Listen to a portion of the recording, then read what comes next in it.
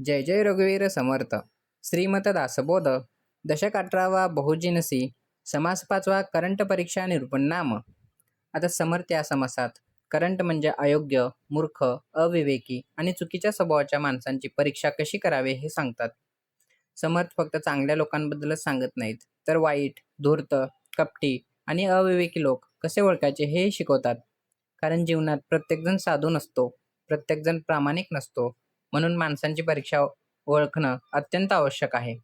या समासात काय शिकायला मिळतं? तर या समासातून आपण शिकतो मूर्ख आणि ज्ञानी यांच्यातील फरक, चांगली संगत आणि वाईट संगत, माणसांचे स्वभाव ओळखण्याची कला, व्यवहारातील विवेक, योग्य निर्णय क्षमता. श्रीराम समर्थ. धान्य उदंड मोजिले, परी त्या मापे नाही बक्षिले, विवरल्या विन तैसे झाले प्राणी मात्रांसी. आता समर्थ या ओवीत अत्यंत साध्या उदाहरणातून मोठं जीवन सत्य सांगतात. फक्त ज्ञान साठवून उपयोग नाही, तर ते समजून जीवनात उतरवलं पाहिजे. धान्य उदंड मोजिले. उदंड म्हणजे खूप, धान्य मोजिले म्हणजे भरपूर धान्य मोजलं. म्हणजे एखाद्याकडे भरपूर धान्य आहे, त्याने ते मोजलंही आहे, पण ते फक्त मोजण्यातच राहिलं. फक्त संख्या माहीत असणं उपयोगाचं नाही. परी त्या मापे नाही बक्षिले. आता बक्षिले म्हणजे खाल्लं, उपयोगात आणलं. समर्थ सांगतात, धान्य जवळ असूनही ते खाल्लं नाही तर त्याचा काय उपयोग झाला का? नाही. तसंच ज्ञान ऐकलं, ग्रंथ वाचले, प्रवचन ऐकलं, पण जर ते जीवनात उतरवलं नाही तर त्याचाही उपयोग नाही. विवरल्या वेळी न तैसे झाले. आता विवरल्या वेळी म्हणजे अर्थ समजून घेतल्याशिवाय, म्हणजे शब्द ऐकले पण अर्थ समजला नाही, तर ते निरर्थक ठरतं. समर्थ सांगतात, समज आणि आचरणाशिवाय ज्ञान अपूर्ण आहे. आता समर्थांना यातून काय सांगायचं आहे? तर फक्त ज्ञान ऐकून किंवा पाठ करून उपयोग नाही. त्याचा अर्थ समजून तो जीवनात उतरवला पाहिजे. जसं धान्य फक्त मोजून पोट भरत नाही, तर तसं फक्त ग्रंथ वाचून जीवन बदलत नाही. खरा लाभ तेव्हाच होतो जेव्हा ज्ञान आचरणात येतं, विचार कृतीत उतरतात आणि जीवनात परिवर्तन घडतं. म्हणून फक्त ऐकणारे नव्हे, तर आचरण करणारे बना. पाठ म्हणता आवरेना, पुसता काहीच कळेना, अनुभव पाहता अनुमानामध्ये पडे. आता समर्थ या ओळीत केवळ पाठांतर आणि खऱ्या ज्ञानातील फरक स्पष्ट करतात. फक्त शब्द पाठ असणे म्हणजे ज्ञान नव्हे. अनुभव आणि समज नसल्यास माणूस गोंधळातच राहतो. पाठ म्हणता आवरेना. आता पाठ म्हणजे पाठांतर, आवरेना म्हणजे थांबत नाही.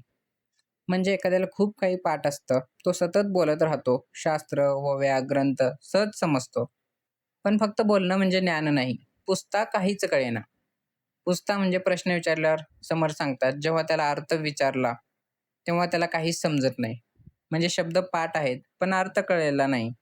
हे वरवरचं ज्ञान आहे. अनुभव पाहता अनुमानमध्ये पडे. अनुभव म्हणजे प्रत्यक्ष अनुभूती.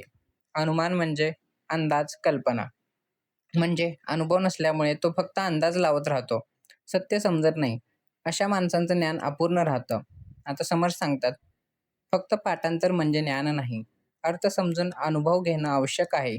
कारण शब्द पाठ असू शकतात, पण अनुभवाशिवाय सत्य समजत नाही. खरा ज्ञानी तोच, जो समजून बोलतो, अनुभवातून शिकतो आणि ज्ञानी जीवनात उतरवतो.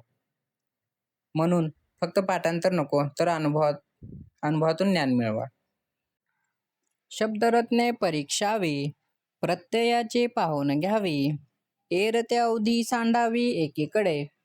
आता समर्थ या ओवीत ज्ञान घेण्याची योग्य पद्धत सांगतात. फक्त शब्दांवर विश्वास ठेवू नका, अनुभव आणि सत्याच्या कसोटीवर प्रत्येक गोष्ट तपासा. आता शब्दरत्ने परीक्षावी. शब्दरत्न म्हणजे मौल्यवान शब्द.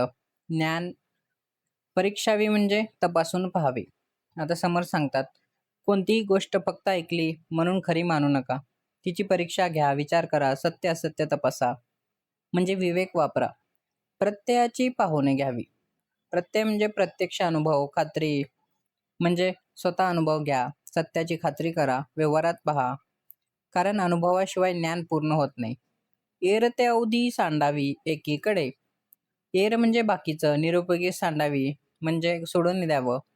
समर्थ सांगतात, जे सत्य नाही, जे अनुभवात नाही, ते बाजूला ठेवा आणि फक्त सत्य आणि उपयुक्त ज्ञान स्वीकारा.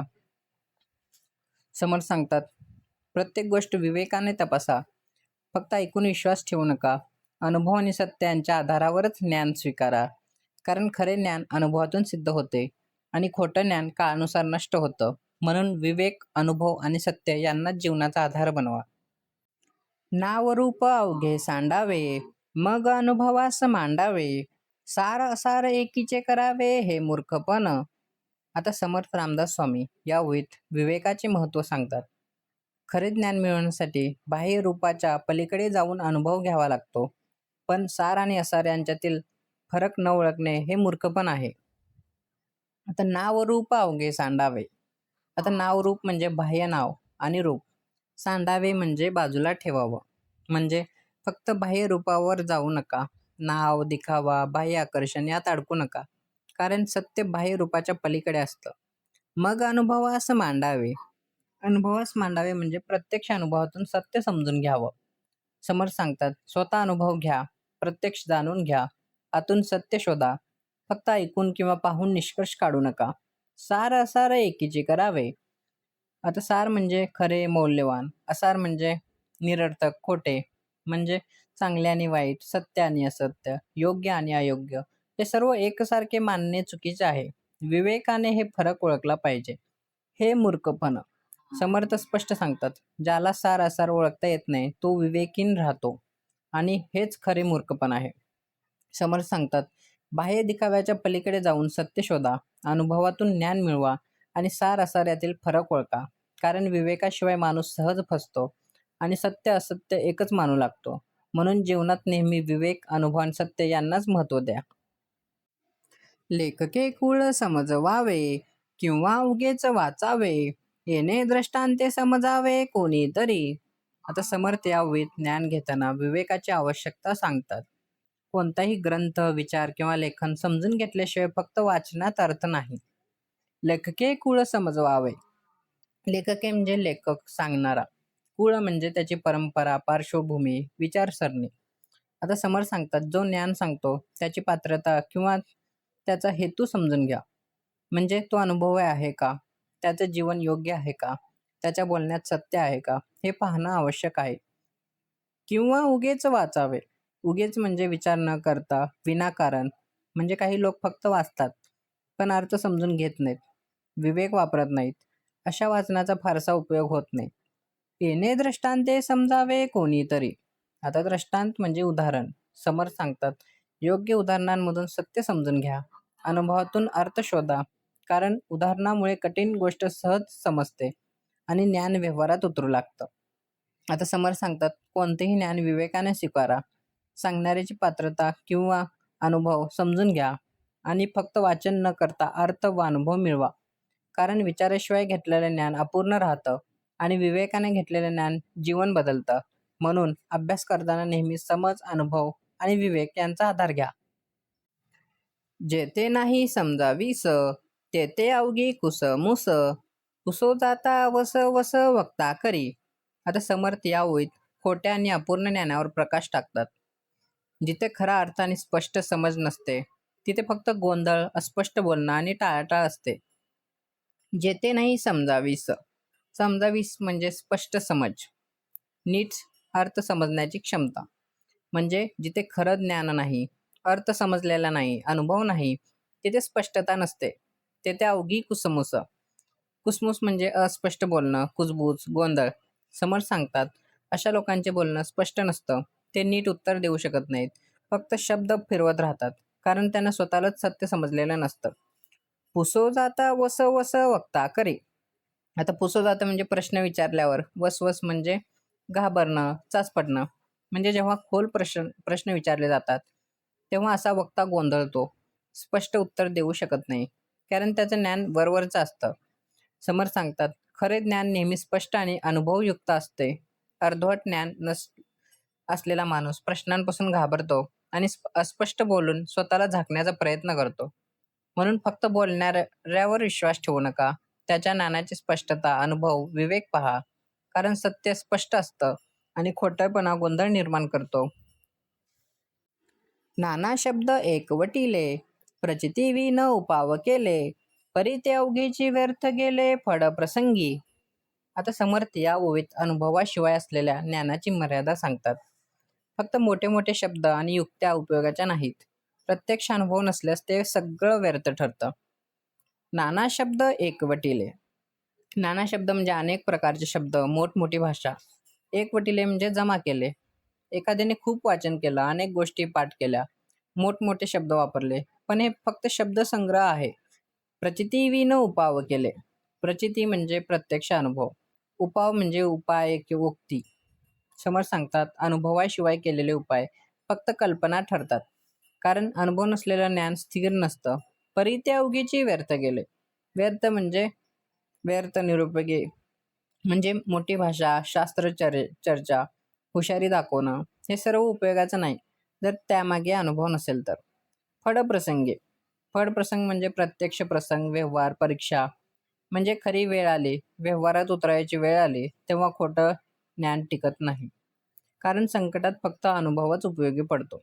समर्थ सांगतात, फक्त शब्दज्ञान उपयोगाचं नाही.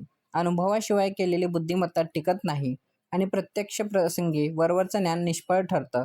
म्हणून जीवनात अनुभव, आचरण आणि सत्य यांना महत्त्व द्या. कारण खरे ज्ञान संकटात उपयोगी पडते आणि खोटे ज्ञान फक्त बोलण्यातच राहते. पसेवरी वैरण घातले, तातडीने जाते ओढिले, तेने पीठ बारीक आले हे तो घडेना. आता समर्थ या ओवीत घाई गडबडीच्या कामावर टीका करतात.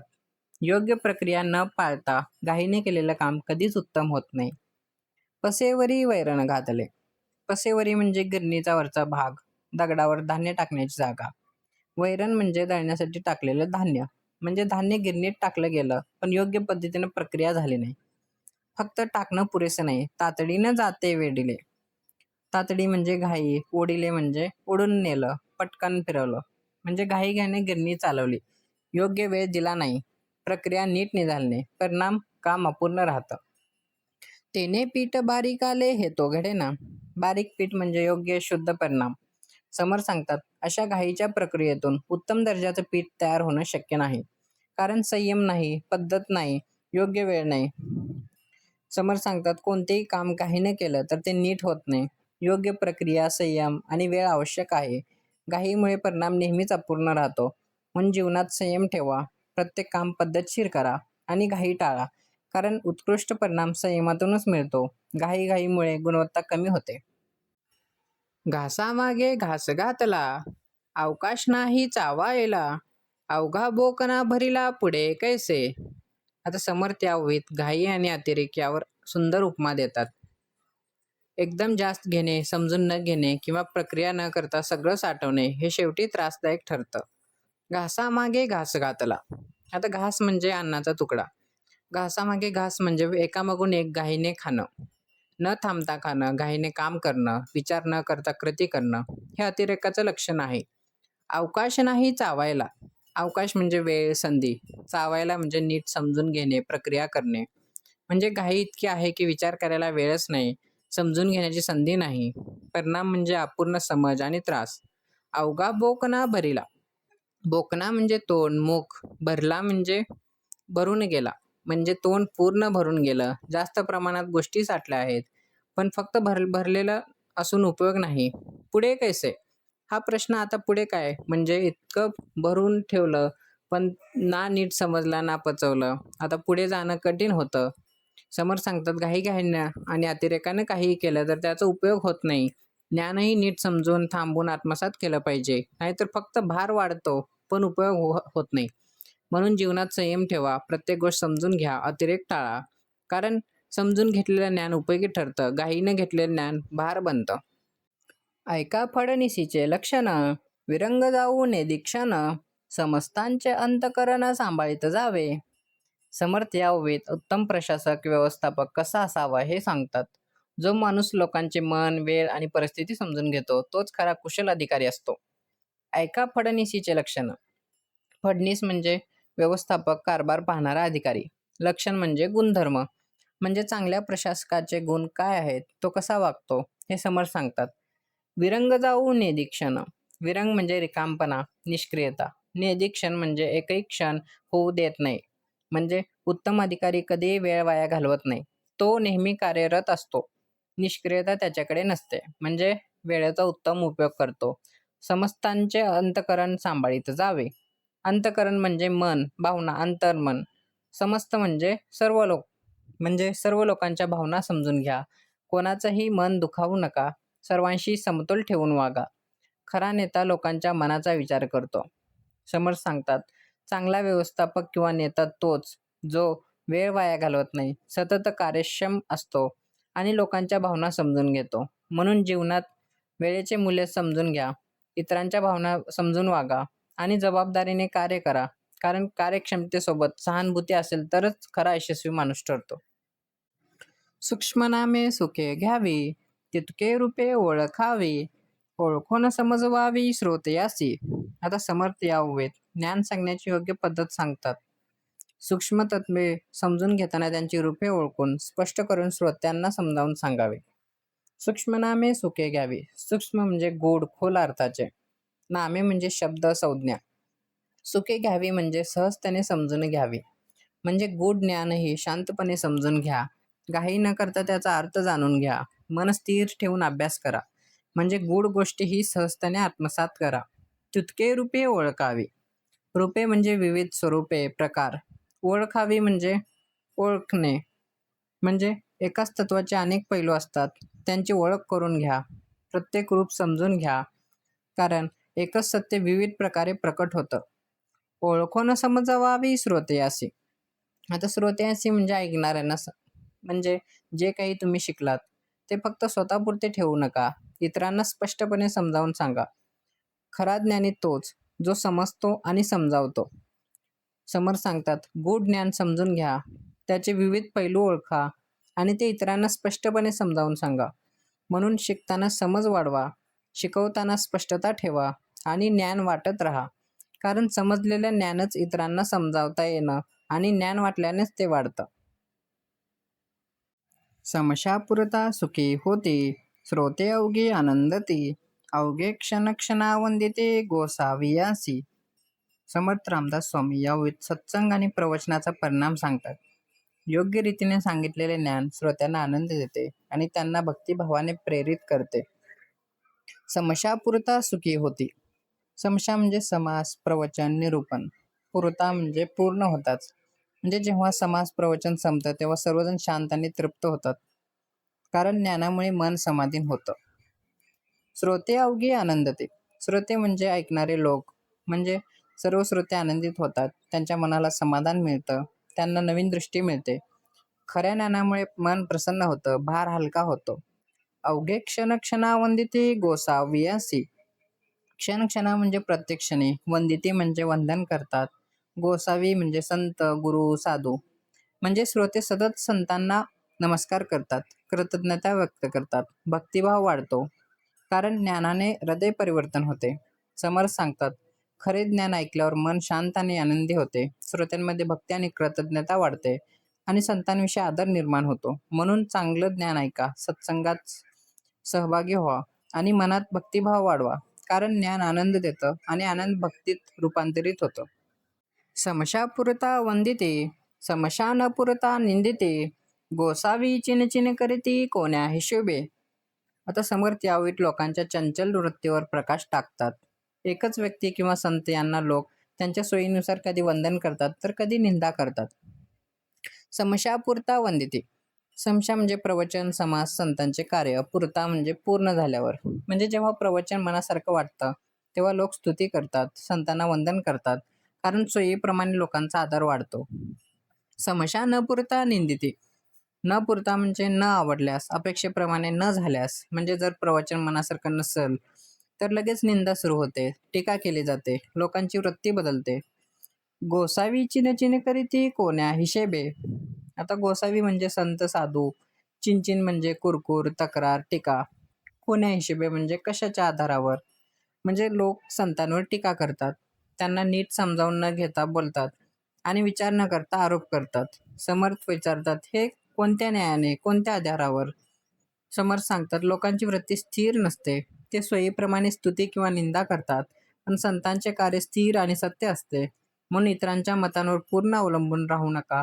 विवेकाने विचार करा आणि सत्य ओळखा. कारण लोकमत बदलतं पण स्थिर सत्यच असतं. शुद्ध सोने पाहून घ्यावे, कसी लावून तावावे, श्रवण मनने जाणावे प्रत्ययासी. आता समर्थ या ओवीत सत्यज्ञान कसे ओळखावे हे सांगतात. जसे शुद्ध सोने अग्नीतून तापून तपासले जाते, तसेच ज्ञानही श्रवण मनन आणि अनुभवातून तपासले पाहिजे. शुद्ध सोने पाहून घ्यावे. शुद्ध सोने म्हणजे खरे सोने, म्हणजे जसं सोनं घेताना त्याची शुद्धता पाहतात, तसेच कोणतेही ज्ञान घेताना त्याची सत्यता तपासावी. फक्त बाह्य चमक बघून निर्णय घेऊ नये. कसी लावून तावावे. कसी म्हणजे कसोटी, तावावे म्हणजे तापवणे, अग्नीत तपासणे. म्हणजे सोनं अग्नीत तपासून शुद्ध आहेत का ते पाहतात. तसंच ज्ञानही तपासून पाहावं, म्हणजे अनुभव आणि विवेक ही खरी कसोटी आहे. श्रवण मनने जाणावे प्रत्ययासी. आता श्रवण म्हणजे ऐकणे, मनन म्हणजे विचार करणे, प्रत्यय म्हणजे प्रत्यक्ष अनुभव, खात्री. म्हणजे आधी ऐका, मग विचार करा आणि शेवटी अनुभवातून खात्री करा. खरे ज्ञान या 3 टप्प्यातूनच सिद्ध होते. आता समोर सांगतात, कोणतेही ज्ञान आंधळेपणाने स्वीकारू नका. त्याची परीक्षा घ्या जशी सोन्याची केली जाते. आणि श्रवण, मनन, अनुभव याद्वारे सत्य ओळखा. म्हणून विवेक वापरा, अनुभव घ्या आणि सत्य ज्ञान स्वीकारा. कारण तपासलेले ज्ञानच खरे ठरते आणि अनुभवातून आलेले ज्ञानच स्थिर राहते. वैद्याची प्रचित येना, व्यथा परती होयेना, आणि रागे जावे जना कोण्या हिशेबे. आता समर्थ या ओवीत ज्ञान आणि उपचार यांचा गाभा स्पष्ट करतात. जसं वैद्य जर रोग समजून उपचार करत नसेल तर रोग बरा होत नाही, आणि अशा स्थितीत लोकांनी संतांवर रागवणे योग्य नाही. वैद्याची प्रचित येना. वैद्य म्हणजे डॉक्टर, उपचार करणारा. प्रचित म्हणजे अनुभव, खात्री. म्हणजे जर वैद्याला रोग्याचा योग्य अनुभव नसेल किंवा त्याने योग्य निदान केले नसेल तर उपचार अचूक होत नाही. व्यथा परती होईना. व्यथा म्हणजे वेदना, रोग. परती होईना म्हणजे बरा होत नाहीये.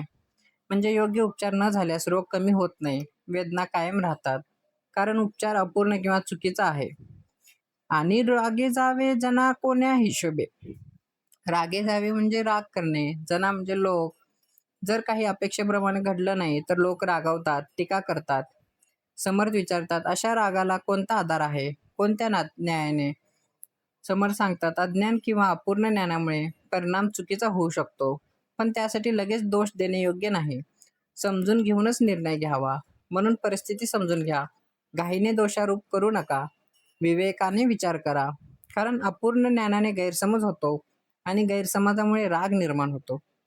खोटे खोटेची चाले ना, खोटे कोणास माने ना, या कारणे अनुमाना खरे आणावे. आता समर्थ या ओवीत सत्य आणि असत्य यातील फरक स्पष्ट करतात. खोटं कुठेही टिकत नाही, शेवटी ते कोणालाही मान्य होत नाही. म्हणून विचारपूर्वक सत्यच स्वीकारावं. खोटे खोटेची चालेना. आता खोटे म्हणजे असत्य, बनावट गोष्ट. चालेना म्हणजे टिकत नाही. म्हणजे खोटे कितीही चालवलं तरी टिकत नाही. काळाच्या कसोटीवर ते अपयशी ठरतं. सत्याशिवाय धैर्य नाही. खोटे कोणास मानेना. मानेना म्हणजे स्वीकारलं जात नाही. म्हणजे लोक खोटं स्वीकारत नाहीत. शेवटी त्याचा भंडाफोड होतोच आणि विश्वास तुटतो. खोटेपणा उघड होतोच. या कारणे अनुमाना खरे आणावे. अनुमाना म्हणजे विचार करून, विवेकाने. खरे आणावे म्हणजे सत्य स्वीकारावं. म्हणजे विचारपूर्वक निर्णय घ्या, सत्य ओळखा आणि तेच जीवनात स्वीकारा. कारण सत्यच शेवटी टिकतं. आता समर्थाने यातून काय सांगायचं आहे, तर खोटं कितीही आकर्षक असलं तरी टिकत नाही. शेवटी सत्यच मान्य केलं जातं. म्हणून विवेकाने सत्य स्वीकारावं. म्हणून खोटेपणा टाळा, सत्याचा शोध घ्या आणि सत्याचा स्वीकार करा. कारण सत्य स्थिर असतं, खोटं तात्पुरतं असतं. लिहिणे न येता व्यापार केला, काही एक दिवस चालिला, पुसता सुरनीस भेटला तेव्हा खोटे. आता समर्थ यावेत अज्ञान आणि खोट्या आधारावर चालणाऱ्या गोष्टींचा परिणाम सांगतात. ज्ञानाशिवाय केलेला व्यवहार काही काळ चालतो, पण सत्य समोर आलं की ते टिकत नाही. लिहिणे न येता व्यापार केला. लिहिणे म्हणजे हिशोब, लेखाजोखा. व्यापार केला म्हणजे व्यवसाय सुरू केला. म्हणजे ज्याला हिशोब कळत नाही तोही व्यापार सुरू करतो. म्हणजे अज्ञानावर आधारलेला व्यवहार. काहीच एक दिवस चालेला. चालीला म्हणजे चालला, टिकला. म्हणजे सुरुवातीला काही दिवस तो व्यापार चालतो. बाहेरून सगळं ठीक दिसतं, पण हे फक्त तात्पुरतं असतं. पुसता सुरनीस भेटला. सुरनीस म्हणजे लेखापाल, हिशोब तपासणारा अधिकारी. पुसता म्हणजे चौकशी झाल्यावर. म्हणजे जेव्हा खरी तपासणी होते तेव्हा सगळं स्पष्ट होतं, सत्य बाहेर येतं. तेव्हा खोटे म्हणजे तेव्हा स्पष्ट होते की सगळं खोटं होतं, हिशोब चुकीचा, व्यवहार बेकायदेशीर किंवा अयोग्य. म्हणजे अज्ञानावर उभं असलेलं काम टिकत नाही. तर समर्थ सांगतात, अज्ञानावर आधारित कोणतेही काम जास्त काळ टिकत नाही. सुरुवातीला यश दिसलं तरी शेवट सत्य उघडतं. म्हणून ज्ञानाशिवाय व्यवहार करू नये. म्हणून योग्य ज्ञान मिळवा, प्रत्येक गोष्ट तपासून करा आणि सत्यावरच आधार ठेवा. कारण अज्ञान तात्पुरतं यश देतं, पण सत्यच कायम टिकतं. सर्व अवघे हिशेबी ठावे, प्रत्यय साक्षीने बोलावे, मग सुरनसे काय करावे सांगा ना का. आता समर्थ यावित सत्य, व्यवहार आणि खात्री यांचे महत्त्व सांगतात. जेव्हा सर्व काही हिशोबाने, अनुभवाने, स्पष्ट पुराव्याने सिद्ध असतं, तेव्हा कोणतीही चौकशी उरत नाही. सर्व अवघे हिशेबी ठावे. हिशेबी म्हणजे योग्य, मोजमाप, तपासणी. ठावे म्हणजे निश्चित असणे. म्हणजे सर्व गोष्टी नीट तपासून ठेवल्या आहेत. प्रत्येक व्यवहार स्पष्ट आहे. काहीही लपवलेलं नाही. म्हणजे पूर्ण पारदर्शकता. प्रत्यय साक्षीने बोलावे. प्रत्यय म्हणजे प्रत्यक्ष अनुभव, खात्री. साक्षी म्हणजे पुरावा. म्हणजे जे काही जातं सांगितलं ते अनुभव आणि पुराव्यावर आधारित असावं. फक्त शब्द नाही तर सत्याचा आधार असावा. मग सुरनिसे काय करावे सांगा ना का. सुरनीस म्हणजे लेखापरीक्षक, तपास करणारा अधिकारी. म्हणजे जेव्हा सगळं स्पष्ट आणि सिद्ध असतं तेव्हा तपासणीची गरज उरत नाही. काहीही संशय राहत नाही. म्हणून समर्थ विचारतात, अशा स्थितीत अधिकारी काय करणार? काहीच नाही. समर्थ सांगतात, जेव्हा व्यवहार पारदर्शक असतो, अनुभव आणि पुराव्यावर आधारित असतो, तेव्हा संशय किंवा शंका उरत नाही. म्हणून जीवनात प्रामाणिक राहा, प्रत्येक गोष्ट स्पष्ट ठेवा आणि सत्यावर आधारित कृती करा. कारण सत्याला लपवायची गरज नसते आणि स्पष्टता हीच सुरक्षा आहे. स्वये आपणीचे गुंते, समजावीस कैसी होते, नेनता कोणी एकते आपदो लागते. आता समर्थ यावित अज्ञान आणि स्वतःच्या चुकीच्या गुंतागुंतीवर प्रकाश टाकतात. माणूस स्वतःला अडचणीत टाकतो आणि मग त्यातून सुटण्याचा मार्ग तो हुडकण्याचा प्रयत्न करतो. स्वये आपणीचे गुंते. स्वये म्हणजे स्वतः, गुंते म्हणजे अडकणे, गुंतागुंत निर्माण करणे. म्हणजे माणूस स्वतःच चुका करतो, स्वतःच समस्या निर्माण करतो आणि स्वतःच अडचणीत अडकतो. म्हणजे अज्ञानामुळे स्वतःचं नुकसान होतं. समजावीस कैसी होते. आता समजावीस म्हणजे स्पष्ट समज, मार्गदर्शन. म्हणजे जेव्हा माणूस स्वतःच गुंततो तेव्हा त्याला मार्ग दिसत नाही, तो गोंधळलेला राहतो. कारण चुकीमुळे विवेक हरवतो. नेनता कोणी एक ते आपदो लागते. नेनता म्हणजे न समजता, अज्ञानाने. आपदो म्हणजे संकट. म्हणजे अज्ञानामुळे माणूस चुकीचे निर्णय घेतो आणि त्यातून संकटे निर्माण होतात. दुःख, त्रास, नुकसान होते. म्हणजे अज्ञान हेच संकटांचे मूळ कारण आहे. मग समर्थ काय सांगतात? माणूस स्वतःच्या अज्ञानामुळे स्वतःच अडचणीत येतो. न समजता केलेले निर्णय संकट निर्माण करतात आणि मग मार्ग सापडत नाही. म्हणून विचारपूर्वक निर्णय घ्या, अज्ञान दूर करा आणि विवेक वापरा. कारण ज्ञान मुक्ती देतं, अज्ञान अडचणीत टाकतं. बळे विण युद्धास गेला, तो सर्वस्वे नागवला, शब्द ठेवावा कोणाला कोण कैसा. आता समर्थ यावित शक्ती, पात्रता आणि योग्य निर्णयाचे महत्त्व सांगतात. ज्याच्याकडे क्षमता नाही तो जर मोठ्या कामाला गेला तर त्याचा विनाश ठरलेलाच असतो. बळे विण युद्धास गेला. बळ म्हणजे ताकद, क्षमता. युद्ध म्हणजे संघर्ष, मोठे काम. म्हणजे ज्याच्याकडे शक्ती नाही, अनुभव नाही, तो जर मोठ्या संघर्षात उतरला तर तो अपयशी होतो. तो सर्वस्वी नागवला. सर्वस्व म्हणजे पूर्णपणे, नागवला म्हणजे नष्ट झाला, हरवला. म्हणजे अशा माणसाचे सर्व काही गमावले जाते. पैसा, मान, प्रतिष्ठा सर्व नष्ट होऊ शकते. कारण अयोग्य ठिकाणी उतरल्याचा परिणाम. शब्द ठेवावा कोणाला कोण कैसा. शब्द ठेवावा म्हणजे वचन द्यावे, जबाबदारी घ्यावी. कोणाला कोण कैसा म्हणजे म्हणजे कोण कसा आहे हे पाहून. म्हणजे प्रत्येकावर एकसारखा विश्वास ठेवू नये. माणसाची पात्रता पाहूनच जबाबदारी द्यावी. योग्य व्यक्तीने निवडावी. विवेक आवश्यक आहे. आता समोर सांगतात, शक्ती आणि क्षमता नसताना मोठे काम करू नये. योग्य पात्रता नसल्यास नुकसान ठरलेले आहे आणि प्रत्येक माणसाला योग्य तेवढीच जबाबदारी द्यावी. म्हणून स्वतःची क्षमता ओळखा, इतरांची पात्रता तपासा आणि विचारपूर्वक निर्णय घ्या. कारण अयोग्य कामात उतरल्यामुळे नुकसान होते आणि विवेकामुळेच यश मिळते. जे प्रचितीस आले खरे, त्याची घ्यावे अद्यातरे, अनुभवविन जे उत्तरे ते फलकटे जाणावे. आता समर्थ यावेत ज्ञानाची खरी कसोटी सांगतात. जे प्रत्यक्ष अनुभवाने सिद्ध झाले आहे तेच स्वीकारावे आणि अनुभवाशिवाय दिलेली उत्तरे निरर्थक मानावीत. जे प्रचितीस आले खरे. प्रचिती म्हणजे प्रत्यक्ष अनुभव, खात्री. खरे म्हणजे सत्य, म्हणजे स्वतः अनुभवातून सिद्ध झाले आहे, जे प्रत्यक्ष पाहिले जाणवले आहे, तेच खरे ज्ञान आहे. त्याची घावे अत्यादरे. अत्यादरे म्हणजे मोठ्या आदराने, पूर्ण श्रद्धेने, म्हणजे जे सत्य अनुभवातून समजले आहे तेच स्वीकारावे, त्याचा आदर करावा. कारण अनुभव हेच खरे प्रमाण आहे. अनुभववेवीन जे उत्तरे. अनुभव म्हणजे प्रत्यक्ष अनुभव. उत्तरे म्हणजे सांगितलेले ज्ञान, स्पष्टीकरण, म्हणजे फक्त बोललेले ज्ञान, ज्यामागे अनुभव नाही ते अपूर्ण आहे. ते फलकटे जाणावे. फलकटे म्हणजे निरर्थक, टाकाऊ, म्हणजे अनुभवाशिवाय दिलेले ज्ञान, फक्त शब्दांवर आधारित बोलणे, ते उपयोगाचे नाही. मग समर्थ सांगतात, खरे ज्ञान फक्त अनुभवातूनच मिळते. अनुभवाशिवाय बोललेले ज्ञान अपूर्ण असते आणि ते जीवनात उपयोगी पडत नाही. म्हणून अनुभवाला प्राधान्य द्या, सत्य स्वीकारा आणि फक्त शब्दांवर विश्वास ठेवू नका, कारण अनुभव सत्य सिद्ध करतो आणि शब्द भ्रम निर्माण करू शकतात. शिकवू जाता राग चढे, परंतु पुढे आदळ घडे, खोटा निश्चय तात्काळ उडे लोकांमध्ये.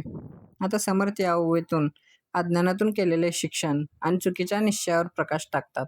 जेव्हा समज न घेता शिक्षणाचा किंवा निर्णयाचा अहंकार येतो, तेव्हा पुढे अडचण किंवा अपयश ठरलेले असते. शिकवू जाता राग चढे. शिकवू जाता म्हणजे शिकायला जाताना. राग चढे म्हणजे अहंकार, चिडचिड, गर्व वाटणे. म्हणजे शिकण्याऐवजी माणूस गर्व करतो, स्वतःलाच सर्व कळतं असं समजतो, इतरांचे ऐकत नाही. हे अज्ञानाचे लक्षण आहे. परंतु पुढे आदळ घडे. आदळ घडे म्हणजे धक्का बसतो, अपयश येते. म्हणजे अशा अहंकारामुळे शेवटी अडचण येते. सत्य परिस्थिती समोर येते आणि माणूस कोसळतो, कारण अहंकार टिकत नाही. खोटा निश्चय तात्काळ उडे. खोटा निश्चय म्हणजे चुकीचा, अपूर्ण निर्णय, म्हणजे जो निर्णय अनुभवाशिवाय घेतला आहे तो लवकरच चुकीचा ठरतो आणि लगेच बदलावा लागतो, कारण सत्याशिवाय घेतलेला निर्णय टिकत नाही. लोकांमध्ये म्हणजे समाजात, व्यवहारात, म्हणजे समाजात राहून वास्तव समोर येतं. लोकांमध्ये खोटेपणा लपवता येत नाही, कारण व्यवहार ही खरी कसोटी आहे. समर्थ सांगतात, अहंकाराने शिकणे उपयोगी नाही. चुकीचा निश्चय शेवटी अपयश देतो आणि समाजात सत्य लवकर उघडते. म्हणून नम्रतेने शिका, विचारपूर्वक निर्णय घ्या आणि अनुभवाला महत्त्व द्या, कारण अहंकार अपयश आणतो आणि नम्रता ज्ञान देते. खरे सांडूने खोटे घेणे, भकादेश काय उने, त्रिभुवनी नारायणे न्याय केला. आता समर्थ या ओवीत सत्य असत्य निवडीचा परिणाम सांगतात. सत्य सोडून खोटं स्वीकारणं हे स्वतःचं नुकसान आहे आणि अखेरीस ईश्वराच्या न्यायात तेच उघड होतं. आता खरे सांडूने खोटे घेणे. खरे म्हणजे सत्य, सांडूने म्हणजे सोडून देऊन, खोटे घेणे म्हणजे असत्य स्वीकारणे. म्हणजे सत्य माहीत असूनही त्याला सोडणं आणि खोटं स्वीकारणं हे चुकीचं आहे. भकादेश काय उने. आता भकादेश म्हणजे भाकर, अन्न, म्हणजे जो माणूस अन्नाचा अपमान करतो तो स्वतःचं नुकसान करतो. जो सत्य सोडतो तो स्वतःचं कल्याण गमावतो. त्रिभुवनी नारायणे न्याय केला. त्रिभुवनी म्हणजे तिन्ही लोक, स्वर्ग, पृथ्वी, पाताळ. नारायण म्हणजे परमेश्वर. न्याय केला म्हणजे योग्य निर्णय दिला. म्हणजे संपूर्ण जगात ईश्वर न्याय करतो, कोणतेही काम लपून राहत नाही. शेवटी सत्यच जिंकतं. ईश्वराचा न्याय अचूक असतो. आता समर्थ सांगतात, सत्य सोडून खोटं स्वीकारणे हे स्वतःचं नुकसान आहे. खोटेपणा कधीही टिकत नाही आणि शेवटी ईश्वराच्या न्यायात सत्यच सिद्ध होतं. म्हणून नेहमी सत्याचा मार्ग निवडा, विवेकाने निर्णय घ्या आणि खोटेपणापासून दूर राहा. कारण सत्य स्थिर असतं, खोटं नष्ट होतं आणि न्याय ईश्वराच्या हातात असतो. तो न्याय सांडिता शेवटी, अवघे जगची लागे पाठी, जनी भांड भांडो ही पुटी किती व्हावे. आता समर्थ यावेत न्याय, सत्य आणि सामाजिक परिणाम यांचा गहन विचार मांडतात. जेव्हा न्याय किंवा सत्याचा आधार सोडला जातो तेव्हा संपूर्ण समाजात गोंधळ, वाद आणि अस्थिरता निर्माण होते. समर्थ म्हणतात, तो न्याय सांडिता शेवटी. आता न्याय म्हणजे सत्य, योग्य निर्णय. सांडिता म्हणजे सोडून दिला तर. शेवटी म्हणजे शेवटी. म्हणजे जर शेवटी सत्याचा त्याग केला, योग्य निर्णय नाकारला तर वाईट परिणाम होतात, कारण सत्य सोडल्याने आधारच नाहीसा होतो. अवघे जगची लागे पाठी. अवघे जग म्हणजे संपूर्ण समाज. लागे पाठी म्हणजे मागे लागतात, बिघडते. म्हणजे एकाने जरी न्याय सोडला तरी त्याचा परिणाम सर्वांवर होतो. समाजात अस्थिरता पसरते, कारण अन्याय पसरला की व्यवस्था ढासळते. ज्यांनी भांड भांडो ही पुटी किती व्हावे. आता भांड भांडो म्हणजे वाद, भांडणं. ही पुटी म्हणजे गोंधळ, अस्थिरता. म्हणजे लोकांमध्ये सतत भांडणं वाढतात, वाद, तंटे निर्माण होतात, समाज अशांत होतो. आता समर्थ विचारतात, ही अस्थिरता किती काळ चालणार, किती वाढणार? मग शेवटी समोर सांगतात, न्याय आणि सत्य सोडल्यास समाज बिघडतो.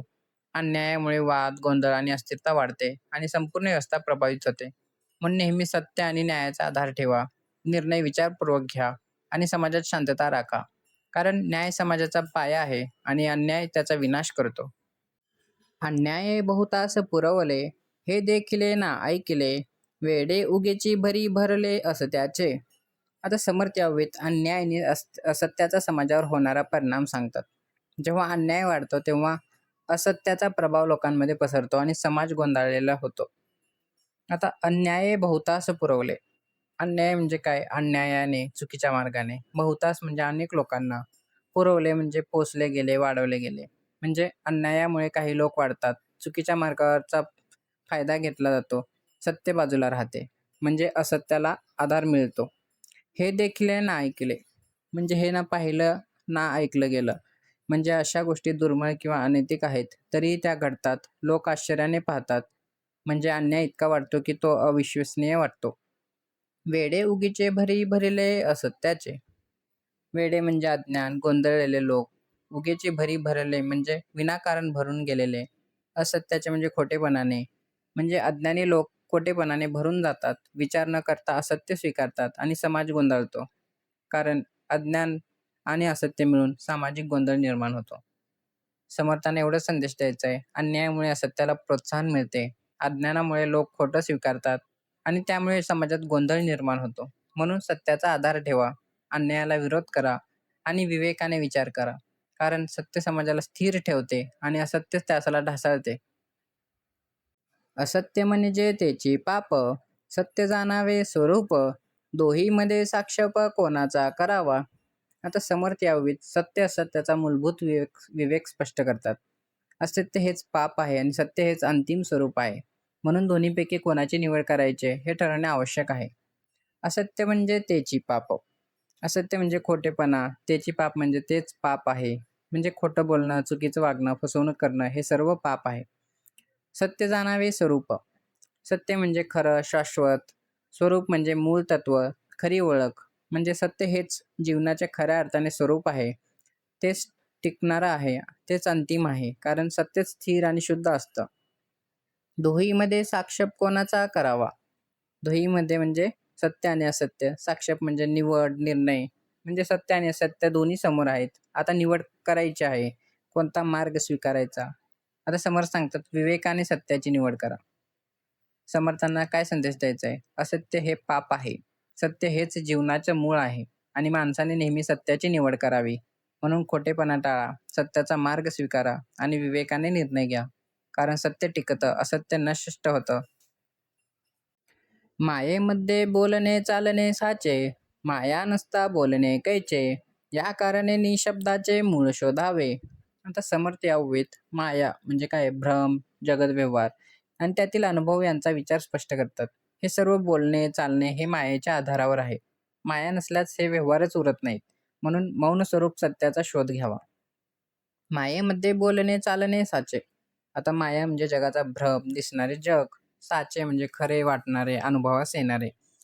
म्हणजे या जगात बोलणे, चालणे, व्यवहार सर्व दिसते. हे सर्व खरं वाटते, पण ते मायेच्या आधारावर आहे. म्हणजे दिसणारे जग हेच माया आहे. माया नसता बोलणे कैचे. म्हणजे जर माया नसेल तर काय उरेल? म्हणजे जर हा भास, हा संसार नसेल तर बोलणं, चालणं हे व्यवहारच राहणार नाहीत. कारण हेच ते सर्व मायेवर अवलंबून आहे. म्हणजे संपूर्ण व्यवहारच अस्थिर आहे. या कारणे निशब्दाचे मूळ शोधावे. आता निशब्द म्हणजे मौन, शब्दांच्या पलीकडचं सत्य. मूळ शोधावे म्हणजे खरा आधार शोधावा. म्हणजे शब्दांच्या पलीकडे जे सत्य आहे त्या मौन स्वरूप आत्मतत्वाचा शोध घ्या. कारण तेच शाश्वत आहे. खरा शोध म्हणजे मौनातील आत्मज्ञान.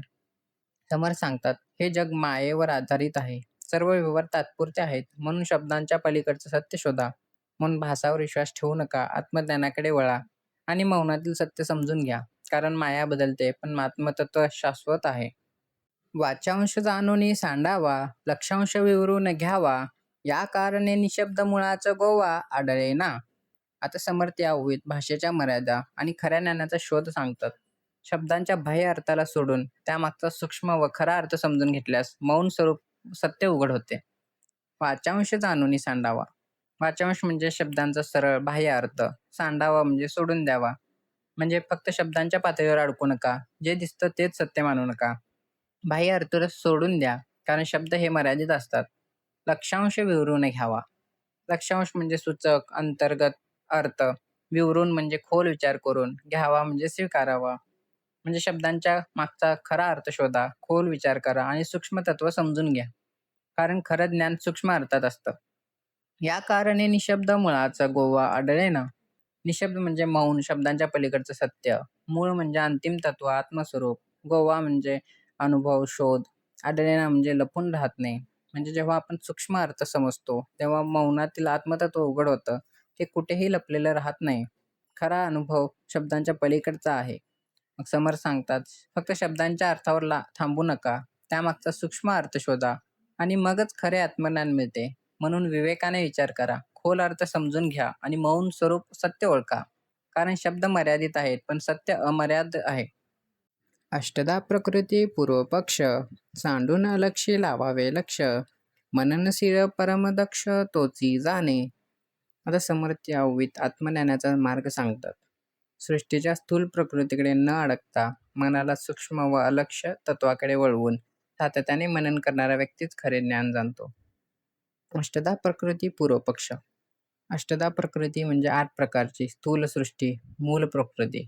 जसं भूमी, जल, अग्नी, वायू, आकाश, मन, बुद्धी, अहंकार. पूर्वपक्ष म्हणजे सुरुवातीचा भाग, प्राथमिक स्तर.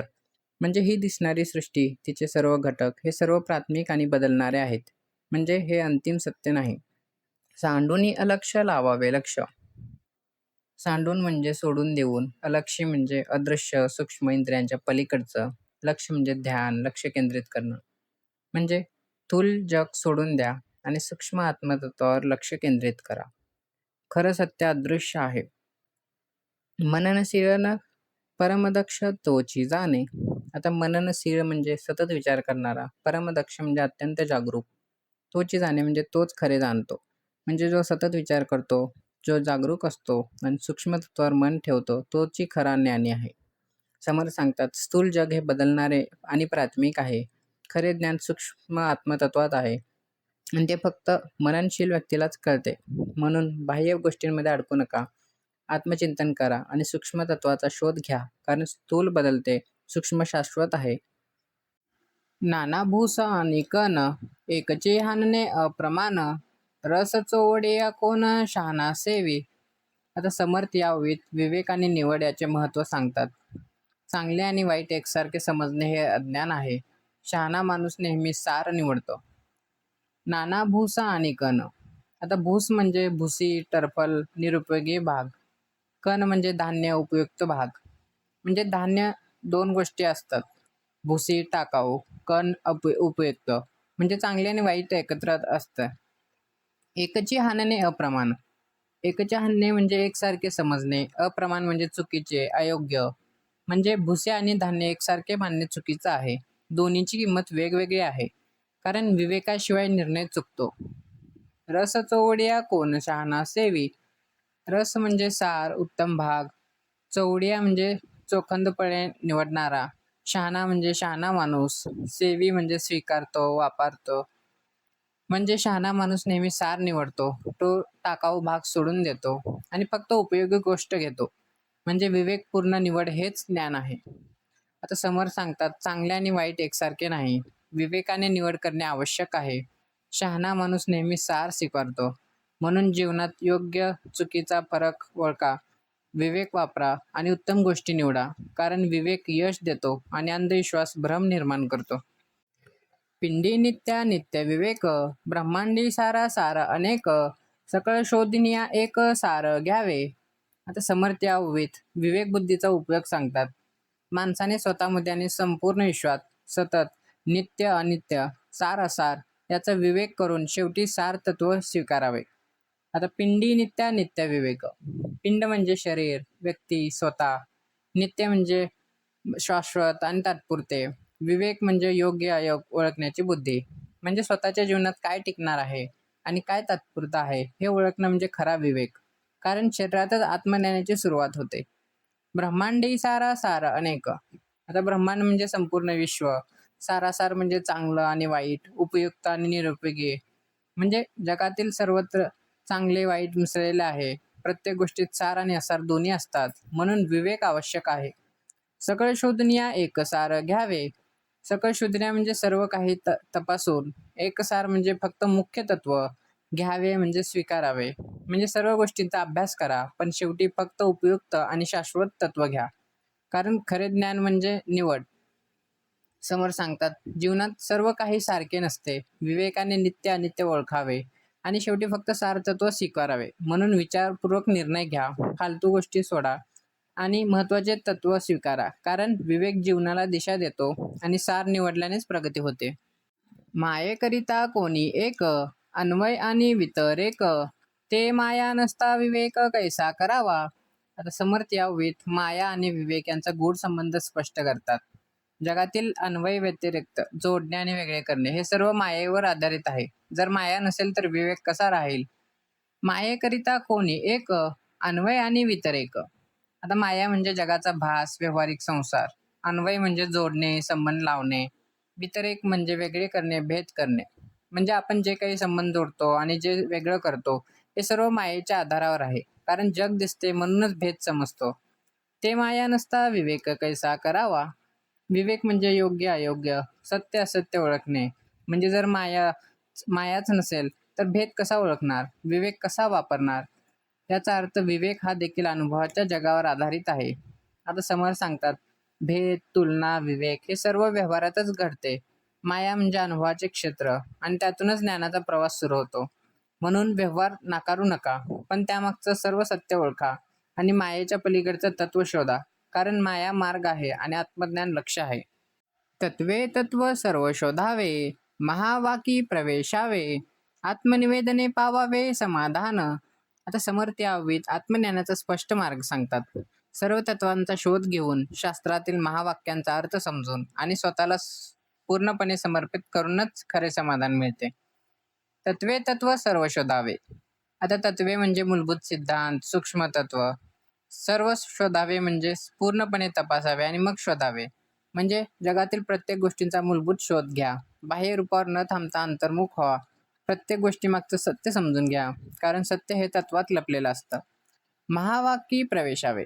महावाक्य म्हणजे उपनिषदातील महान सत्यवाक्य, जसे तत्वमसी, अहम ब्रह्मास्मी.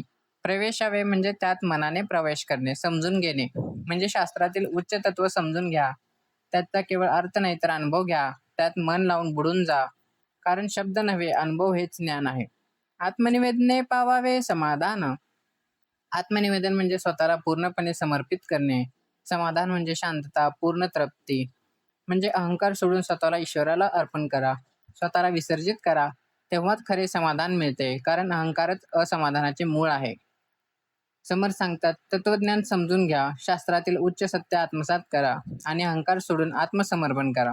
म्हणजे सतत आत्मचिंतन करा, ज्ञानाला अनुभवात रूपांतर करा आणि अहंकार दूर करा. कारण ज्ञान मार्ग दाखवतो, समर्पण शांती देते आणि तत्वज्ञान मुक्ती देते.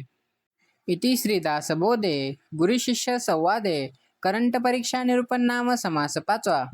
आता समर्थ रामदास स्वामींच्या दासबोधातील हा ग्रंथ 5वा, करंट परीक्षा निरूपण नाम, इथे समाप्त होतो. या संपूर्ण समासात समर्थाने एक मुख्य शिकवण दिली आहे. ज्ञान, व्यवहार आणि सत्य यांची खरी कुसटी ही परीक्षा आहे.